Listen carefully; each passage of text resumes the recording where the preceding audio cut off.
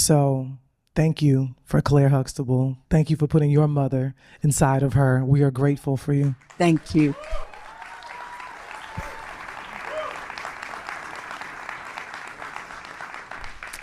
Now, because it's me, we have to talk about a different world. And there's a really beautiful episode that you guest star, and you guest star in Different World a little bit. Just there's a bit of a bridge, between the two shows. And there's a great episode called Success, Lies, and Videotape. And she's doing an archaeology dig at Hillman, and she stumbles upon a shelter that was a part of the Underground Railroad.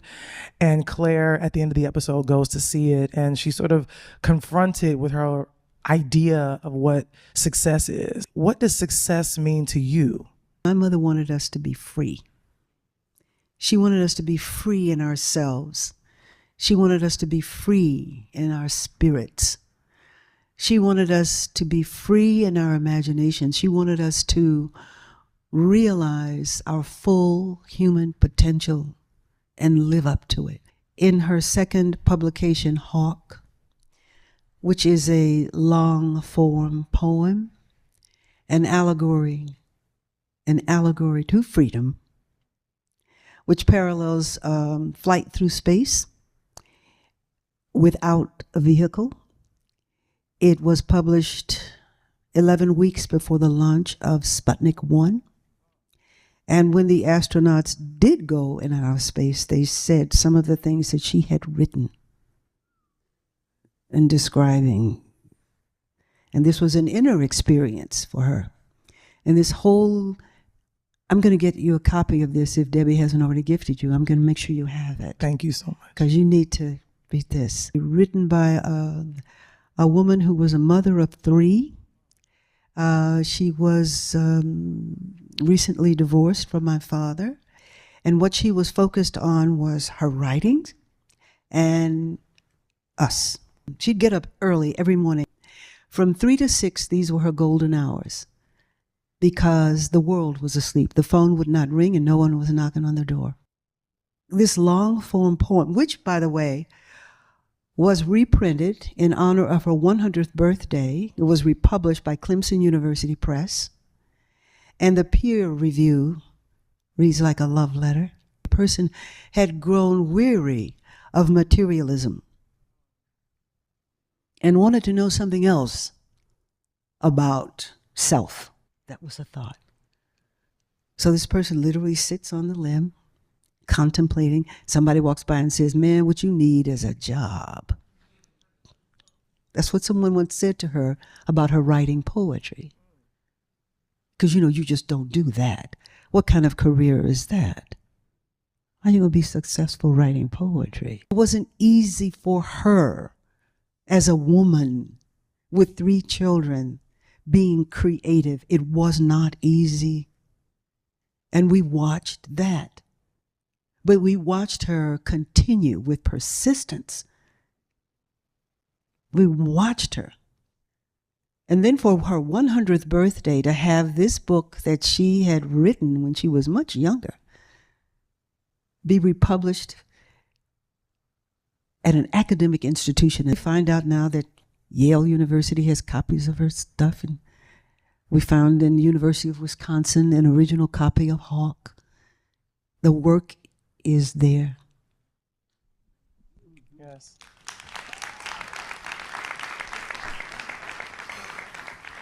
I taped it on VHS. It was on TV, commercials and all. Obviously sight unseen, but it was in our spirit to record it on television because we didn't have TiVo or any of that kind of stuff. We recorded it, and then we put a little white label on it, and in my 7-year-old handwriting, I wrote the words Polly. Grateful it's on YouTube now, so anyone can visit it whenever they like. And people know that we've just recently made an announcement that myself and Debbie Allen are working to bring Polly to Broadway. I thought this is amazing. Because Pollyanna, when we were children and this film came out, with Haley Mills, we couldn't even see it. Oh. It was a time of legal segregation. And it was being shown in theaters downtown. And we weren't invited to those theaters. So you could read a comic book about it, and you could do that, and you'd have to wait for whenever it came to, let's say, the Dowling Theater, or what was the Park Theater. You'd have to wait, and that might be a long time coming. So we knew what it was about. Finally we did see it. We knew what it was about. But when Debbie came, and I knew that Harold Wheeler would be writing orchestrations, Harold Wheeler, that famous orchestrator, The Wiz, Dreamgirls, Lena Horne, Little Me, Sideshow, I mean, you name it. He's legend. And a dear friend. I knew it was going to be great because Debbie wasn't just going to direct it. She didn't choreograph it too. Come on, child, this is going to be some dancing up here. And I was just excited about it. And Keisha Knight Pulliam. Yes, it was amazing as a young Polly. She's Come on. young Polly. We were still working in the Cosby Show. And Deborah pitched this thing because Deborah's got a real sense of what works well. She does. And she went in there and she pitched that thing to the executives, and they said yes in a heartbeat. And I thought, this is going to be fun. And it was. And the only thing that I didn't like about Polly. Tell it. So during the great church scene, that church scene, stand up, stands up. Come on. Iconic. Aunt Polly, with that stick up her behind, got up and walked out of the church. I wanted to be in the scene. I wanted to see it. I wanted to see the dancing. Those children were twirling and going all around the church. Music was flying everywhere. It was exciting, and I wanted to be in it. So Deborah said, no, you have to leave. Okay, I'm gonna leave. But I thought, okay, I'm gonna leave, but I'm gonna sneak and see it. Here I am trying to peek through the door and see it, and the camera catches me. She said, Phylicia, I'm going. I'm going. That was the only thing that I didn't like, was not being able to be in that church in that scene, because it was on fire.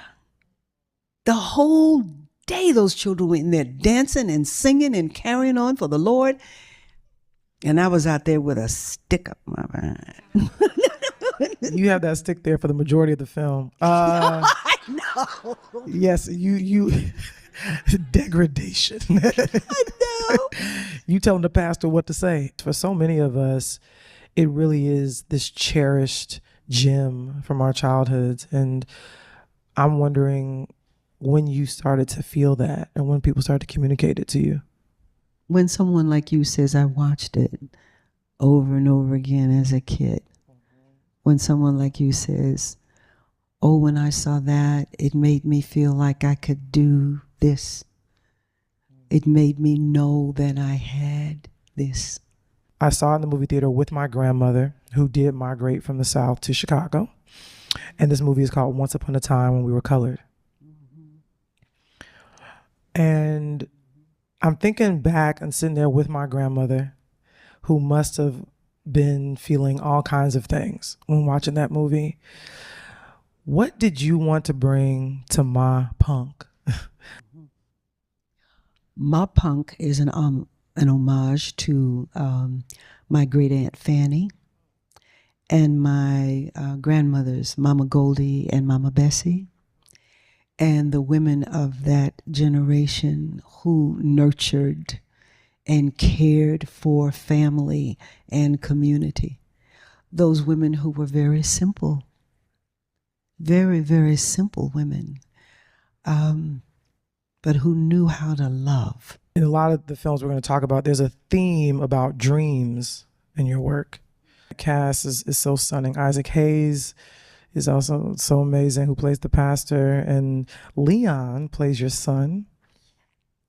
Those scenes were so tender and so beautiful. I think one of my favorite scenes is when he asks her to leave with him, to go to Detroit. And she says no. And I think it's because of that responsibility you speak of, and those ancestors of your own that you speak of, that stayed back and sort of sacrifice their own dreams to take care of family. That was the dream. Family was the dream. You have to remember, you're talking about people who were, what, 1.5 generations removed from a time when family was what? A luxury to people who look like us. Right. Family, you couldn't have family. I can't imagine one of my children being taken from me like that. I can't imagine that. And as a child, I used to read about Harriet Tubman a lot. She was my childhood hero. Oh, I loved Miss Harriet Tubman. I read about what she was like as a child when she got hit with that brick and how she would see and hear things after that. And she was so in tune. And I wondered at her courage and at her love. And John Biggers had painted a mural on a wall of the YWCA on McGowan Street. And as a little girl, when my mother would go there on Thursday evenings to have her meetings with a book club, I would sit in front of this mural and stare at it. It's called Tribute to the Negro Woman. Harriet Tubman is depicted with a torch in one hand, the flame reaching back over hundreds of people behind her.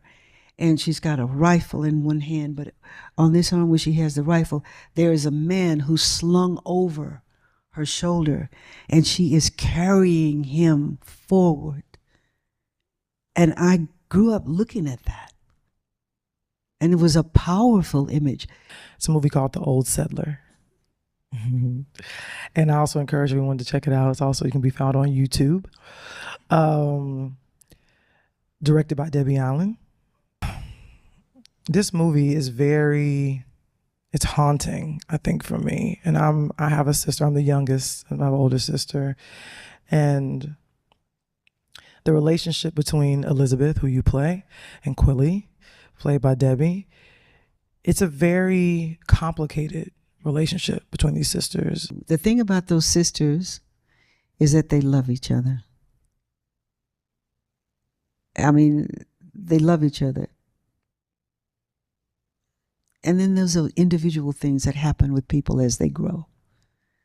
You know, Elizabeth having a love that she treasured and her sister going off with him, you know, but then not understanding what happened.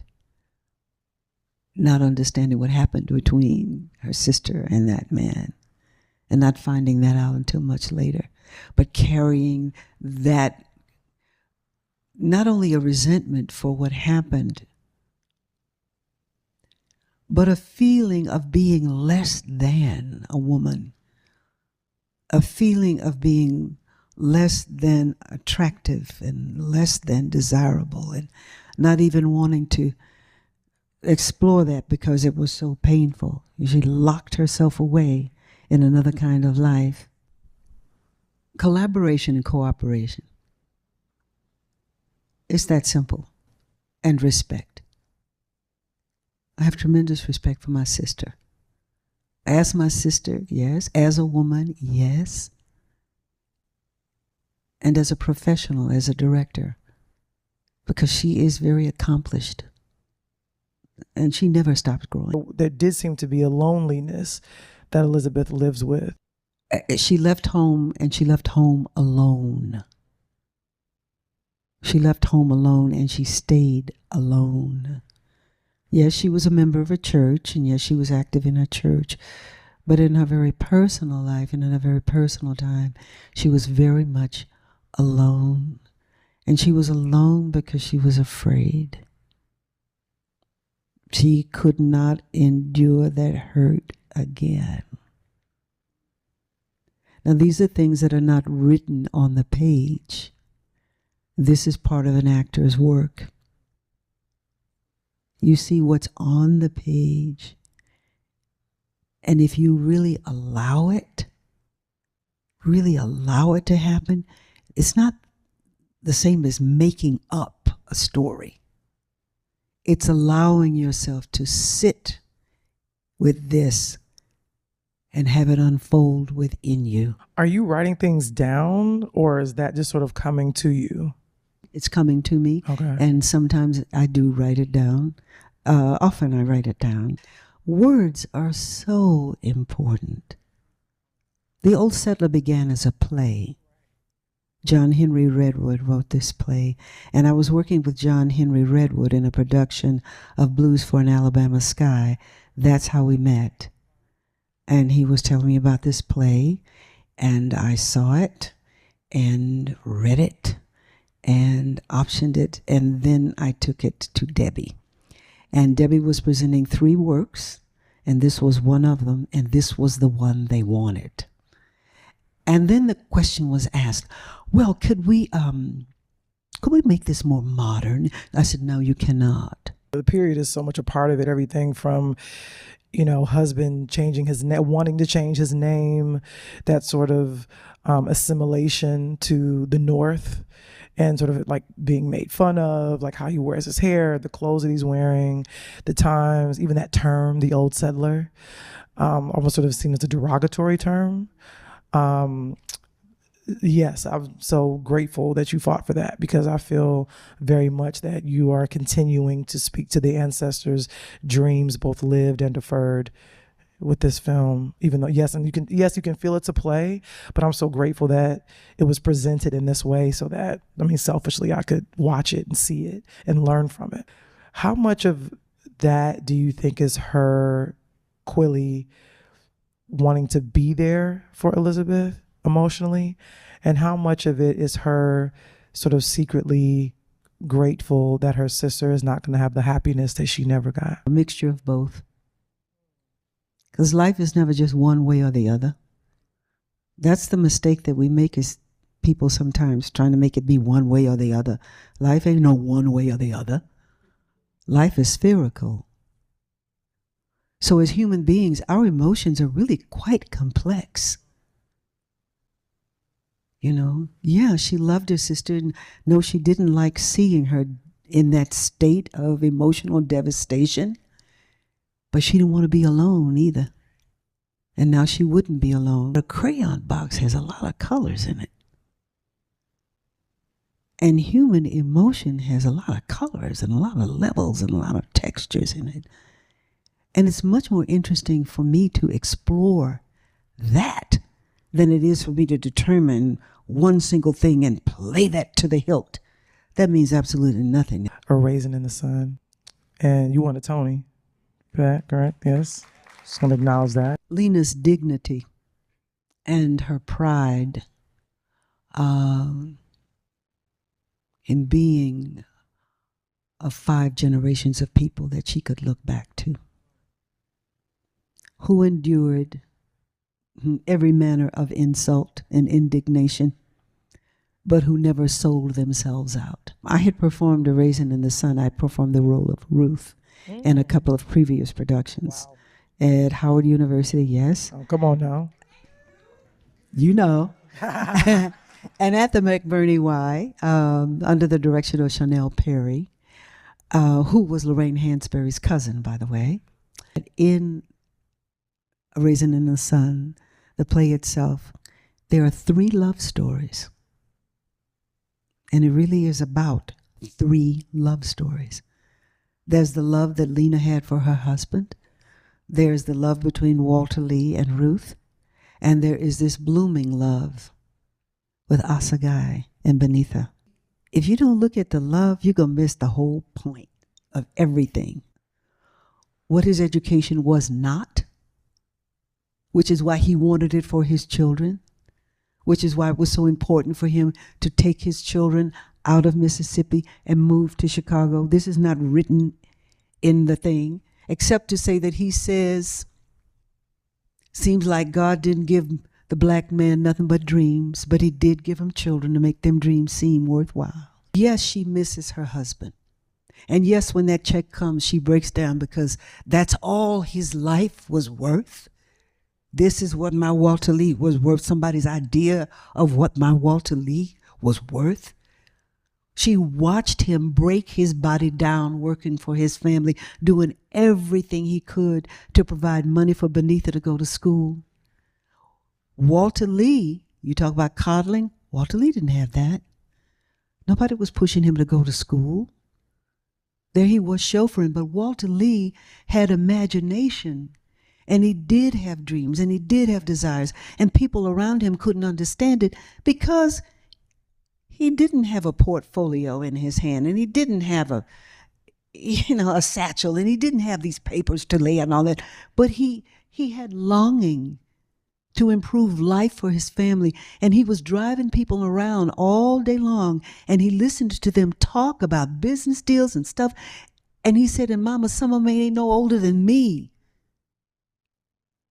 But the people around him didn't see that in him. And when Lena finally sees it, it's almost too late. When you think about when that happens in the play, and she says, I want you to take this money and put some of it aside for Benitha, and the rest I want you to go put it in a bank account and you take care of it. But because Walter Lee has been so contained, he don't know how to read somebody not being as honest as he is. He couldn't imagine somebody doing what was done with that money. Because if somebody had given it to him, he'd have done what they'd asked him to do. He couldn't imagine that because he was grown up in such a contained way. And she didn't even realize that about him. It doesn't matter how poor we are. We have dignity, and we have honor, and we have respect for ourselves. And she is betting on his spirit. She is betting on something inside him that she hasn't seen before, but that she knows has got to be there. Because he can't be that different from his father. Do you see? That's complexity of love. When you find that level, it isn't something that you can say to an audience, this is what I'm doing, this is what I'm showing you, but it's what you carry. And just as surely as you carry it, this is from Hawk, from Mama's book, the inner reality creates the outer form. What was it like being directed by Ryan Coogler? Child. He's such a teddy bear. He really is. He is. He's a teddy bear. His eyes are so bright. He's always looking at the subtleties of things. He's never heavy-handed, always very subtle, just kind of giving you a suggestion and moving a thing around. My mother loves children. She would take great delight in watching children grow. And to the extent that she could, being a part of that and helping to facilitate that. And this child is in a facility. Like troubled, Troubled and fighting all the time, just like his father, fighting all the time. He was a social worker. She worked, in that capacity. But there was something else. This was part of her husband that was still living, and she could take this part and help shape and mold this part so maybe he wouldn't fight all the time and wouldn't be injured and leave the same way. Maybe she could do something a little different, and that's what she set out to do. Now Pulitzer Prize winning play, Purpose.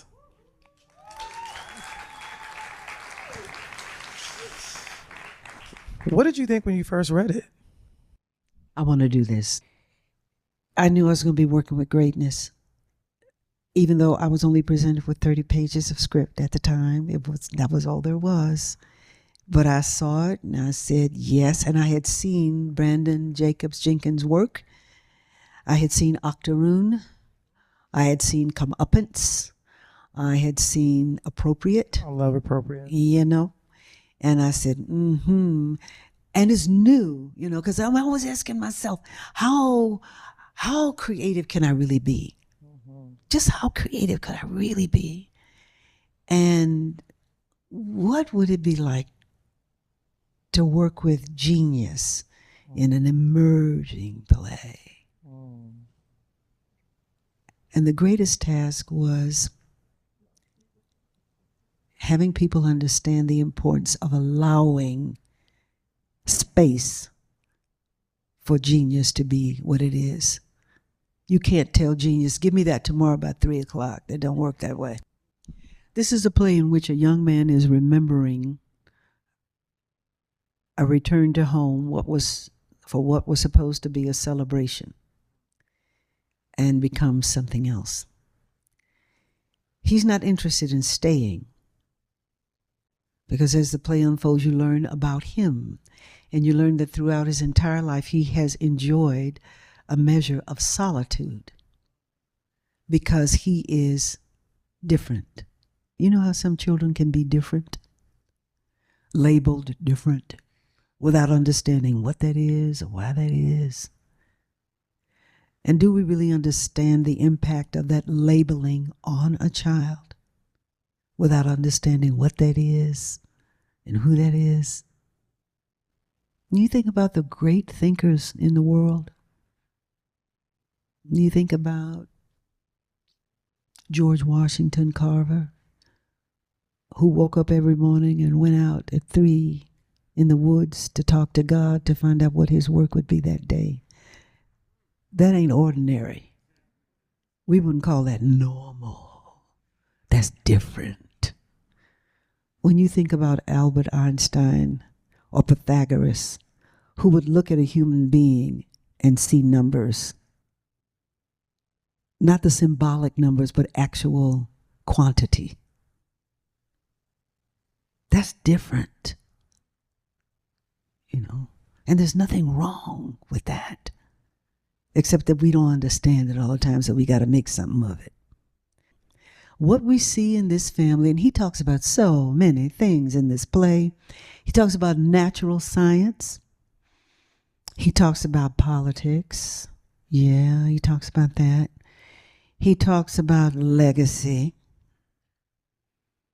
Truth. He talks about love and friendship, love conventional and unconventional. And he talks about spirituality too. And what happens in family is oftentimes we miss one another. We look at each other, but we don't always see each other. Understanding one's purpose, though. Understanding purpose in your life and finding out what that is and living with that and for that. That's success. It's a phenomenal actress. Someone who can take you there. Well, I'm grateful to be able to sit here with you in front of these beautiful people and say that you have taken us there so many times. Thank you. Truly. Thank you. I was trying to think of what's a word I could use to describe you, and the word that keeps coming to me is forever. Your presence, your grace, your spirit. I think we're all grateful to be alive while you are making art and directing and acting and existing in the world. I think about the word value and where we place value. And I think sometimes we put our value in what we can give. We don't do anything else. You still have great value because you're alive. So thank you for living the way that you do. I love you deeply. I loved you before I met you. I was guided by you before I met you. I was mothered by you. Thank you so much for being here and for being yourself. Thank you, Lena.